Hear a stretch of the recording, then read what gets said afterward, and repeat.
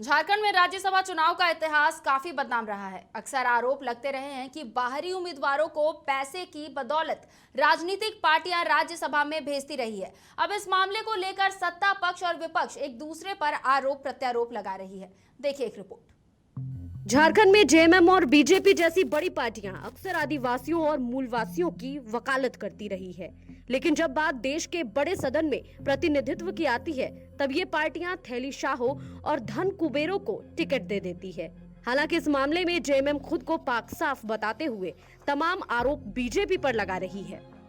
देखिए, मुझे लगता है एक बार सभी दल अपने पत्ते खोल लें, उम्मीदवारों की घोषणा हो जाए, उसके बाद मुझे लगता है प्रासंगिक होगा इस पर बात करना। लेकिन जहाँ तक मुझे लगता है, जो राष्ट्रीय पार्टी है, अपने आप को पार्टी विद डिफरेंस बोलती है, वो गुजरात से थैली शाह को बुलाती है और उन्हें जितवाती भी है। और भी कई एक ऐसे दृष्टांत हैं जिनका झारखंड से कोई लेना देना नहीं है, उनको भी मौका दिया जाता है। जिनका कार्यकाल ख़त्म हो रहा है, मुख्तार अब्बास नकवी का, मुझे लगता है कि वो जीतने के बाद एक बार भी झांकने तक नहीं आए।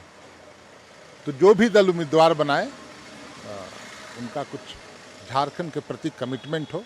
झारखंड की जनता यही उम्मीद करती है। वहीं दूसरी ओर बीजेपी इस मामले में खुद को पाक साफ बता रही है और सारा इल्जाम गठबंधन दलों पर लगाते हुए कहती है कि हमने इस परंपरा को तोड़ा है। देखिए, सबसे पहली बात तो है, राज्यसभा चुनाव या थैलीशाहों की राज्यसभा चुनाव में भूमिका ये सिर्फ झारखंड तक सीमित नहीं रही है, अन्य राज्यों में भी ये बातें रही हैं। जबकि झारखंड में भारतीय जनता पार्टी ने इस परंपरा को कई बार तोड़ा है। हमेशा से आप पिछले चुनावों को भी अगर आप देखें तो किस तरह से आपने देखा, जो गठबंधन के दलों के उम्मीदवार थे, उन्होंने किस तरह से यहाँ पर विधायकों की खरीद फरोख्त और अन्य इल्ज़ामात भी लगे हैं। और मैं किसी को पिन पॉइंट आज नहीं करना चाहता हूँ, लेकिन पिछले भारतीय जनता पार्टी की जब से यहाँ बहुमत की सरकार बनी है, जिस तरह से राज्यसभा के चुनाव हुए हैं, भारतीय जनता पार्टी का आंचल बिल्कुल बेदाग रहा है।